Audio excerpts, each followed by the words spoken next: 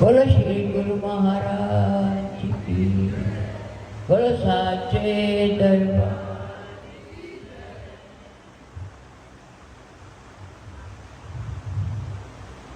अब सब परवाने परवाने बचे हैं।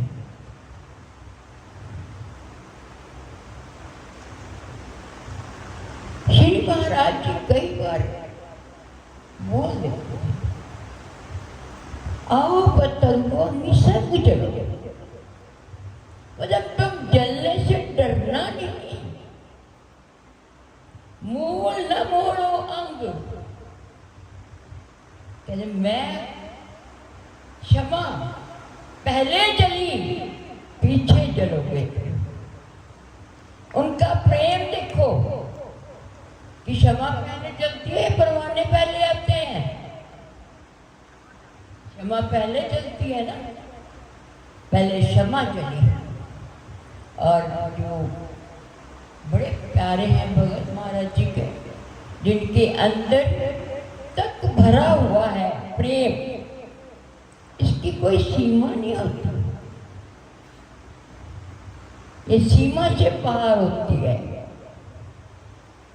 क्योंकि प्रेम का कोई पैमाना नहीं।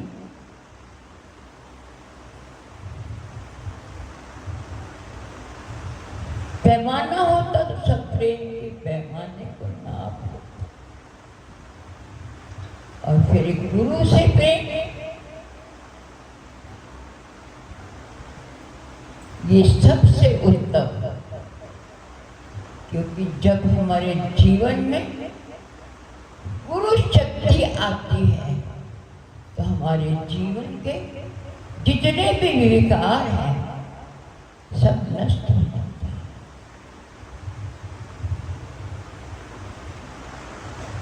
बदलता है जीवन सबका, जीवन में एक आनंद आता है, जीवन की वो खुशियां मिलती हैं जो संसार के पास भी नहीं। ये खुशियां भी गुरुमुखों को ही मिल सकती है,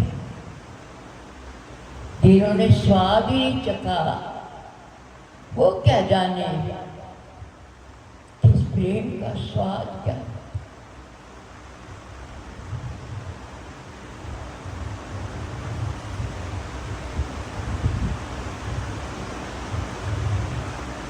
मीराबाई बोल पड़ी,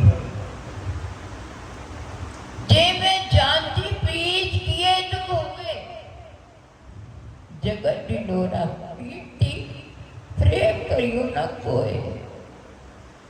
अपना स्वाद खा लिया मीराबाई ने, पूरा स्वाद लिया प्रेम को। जो प्रेमी होता है ना, उन्हें गल्ला सुनाई नहीं देती, तो प्रेमी है ना।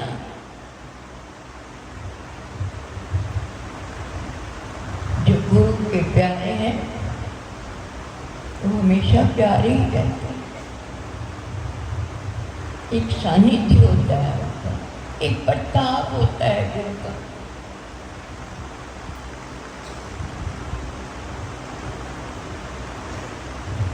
मैं तो कई बार देखती हूँ क्षेत्र के छोटे छोटे बच्चे, कितनी छोटी सी बच्ची, मुझे लगता है 3-4 साल की होगी। तो क्या हुआ, हमने महाराज जी की जो समाधि में मूर्ति थी, किसी कारण वहाँ से उठानी पड़ गई, तो हमने इनको वहाँ बिठा दिया कि आप वहाँ विराजमान हो। हमें कोई चिट्ठी करानी थी। एक बेटी अपनी दादी से पूछती है, पूछती उसकी दादी माँ, ये वो तो नहीं है जो मेरे से बातें करते थे, वो कहाँ चले गए? मैं तो उनसे मिलने आती हूँ रोज। उसकी दादी मेरे पास आई, कहती महाराज जी मैंने तो नहीं पता लगा कि तुझे कुछ किया है। मैं कहा हाँ, बदले आया। कहते भाई निक्की जी मैंने कहती है और मेरे स्वामी जी कितने गए जिन्होंने मेरी गल्ला होंगी। एक छोटा सा बच्चा प्रेम की क्या वो है कि कौन कर सकता है, कितने साल में प्रेम होता है। प्रेम तो प्रेम है ना। अब प्रेम कब होता है? जब गुरु के प्रति उसकी आस्था, एक लगन है। तो लगन कब करी? घर में ही पहले शुरू हो जाता है।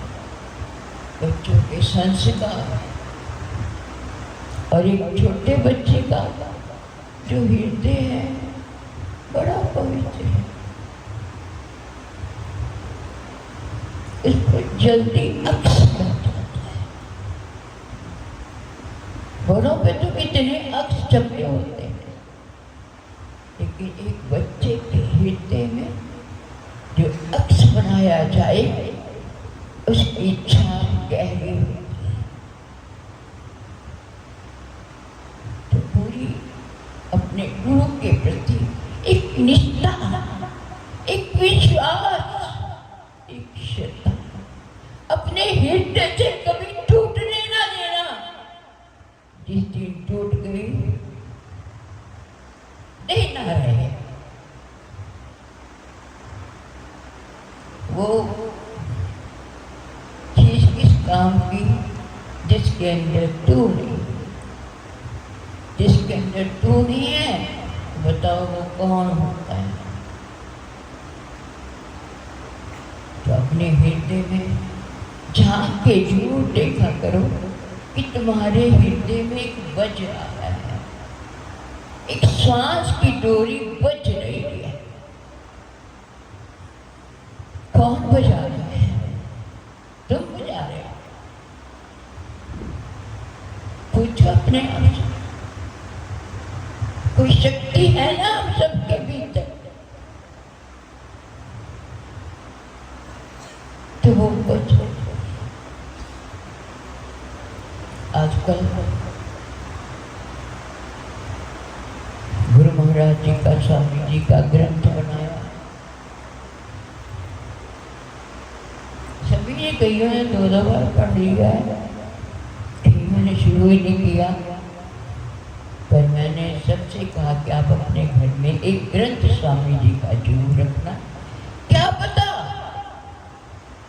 तब मन में आ जाए, तब शुरू हो जाए। उसके अंदर एक भजन है सबसे आखिरी, उसकी लाइनें हैं कि पास तेरे आज जिंदगी का साज है। तुम्हारे अंदर एक साज बज रहा है कि छेड़ धुन नाम की कल अंधेरी रात। कि जो अंदर साज बज रहा है वो क्या बजाना है? नाम की धुन बजानी है। जब उस साज के अंदर गुरु का दिया हुआ जब मंत्र की गूंजनी शुरू हो जाती है, ध्वनि होनी शुरू हो जाती है, तो सारा अंदर का जो भी है वो जगमगा जाता है। तो पूरी कोशिश करना एक मानव जीवन बहुत सुंदर मिला हुआ है आप सबको। तो इस जीवन के अंदर ही हमने उस साज को छेड़ना है। कोई बार देखते हैं कोई साज बजा रहा थोड़ा सा गलत हो जाए तो वो उसको कहता है तो ठीक नहीं बजा तो देखिए और इसी तरह हमारे भीतर भी अगर तुमने बजाना शुरू कर लिया तुम्हें भी पता चल जाएगा कि मैं कहाँ से गलत कर रहा हूँ, क्योंकि धार है ना वो। और जब साज बजेगा फिर ध्वनि नाम के साथ चलेगा, तो भीतर का एक आनंद जागेगा। तो पूरी कोशिश करना बच्चे, आप गुरु के प्यारे हो, उनके आशीष परवाने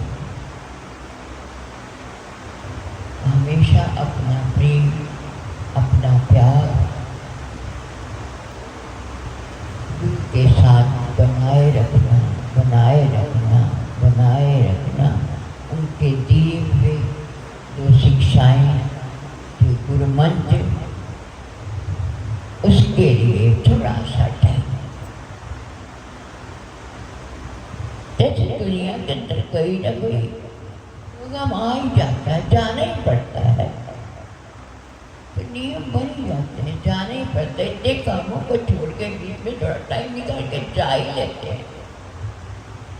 इसी तरह से जिसके कारण हमारा जीवन है, उसके लिए थोड़ा थोड़ा समय जरूर निकालना, तभी तो हमें पता चलेगा ना कि ये जो शक्ति हमारे भीतर है, तो अंदर क्या कर रही है। बड़ा मुश्किल बताना, बड़ा मुश्किल। तो हम सब ने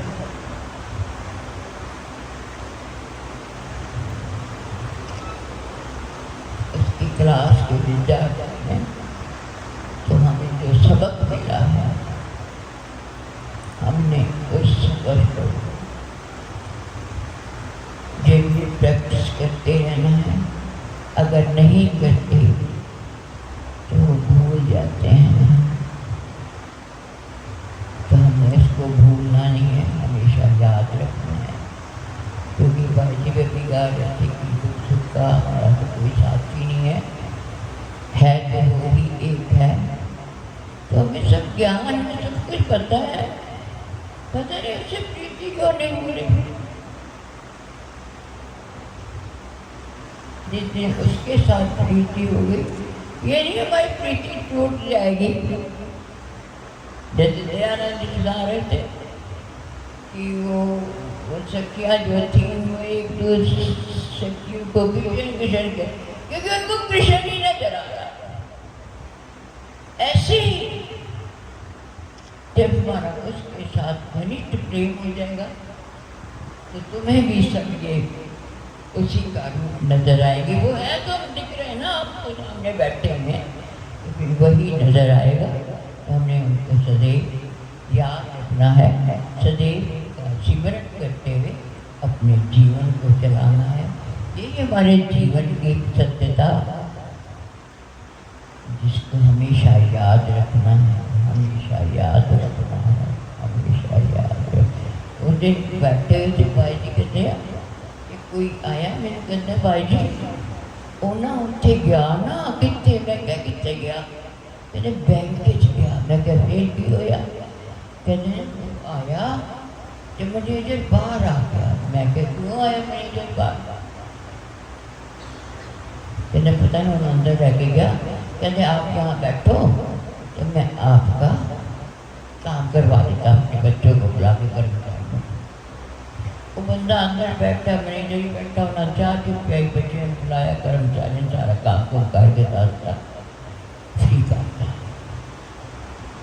मैं क्या अंदर खजाना ज़्यादा होना बैंक में, जिसका खजाना ज़्यादा है उसको तो मैनेजर लेने आएगा ही ना, उसका भी स्वार्थ। मैं कह एवं ही है ना, तो क्या काली हो गई भगवान लैन नहीं आता। मैं कहता भी खजाना अगर हो बैंक में जमा की तत्काल स्वयं परमात्मा खुद लहर आएगा। कौन कहता वो नहीं आएगा, ऐसा कुछ नहीं है कि गालियों में तो तत्काल आने को तैयार बैठा है। कोई याद तो करके देख ले उसको, तो पूरी कोशिश करना होता।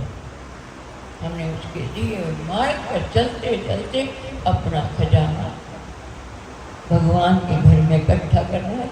और ऐसा लगे कि वो खुद हमें लेने आएंगे और सबने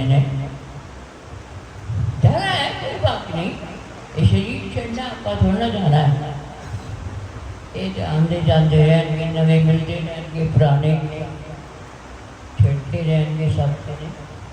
तो पूरी कोशिश करना असी अपना खजाना गुरु कार्य से इकट्ठा करना। यही हमारी जिंदगी है, यही हमारा धन है।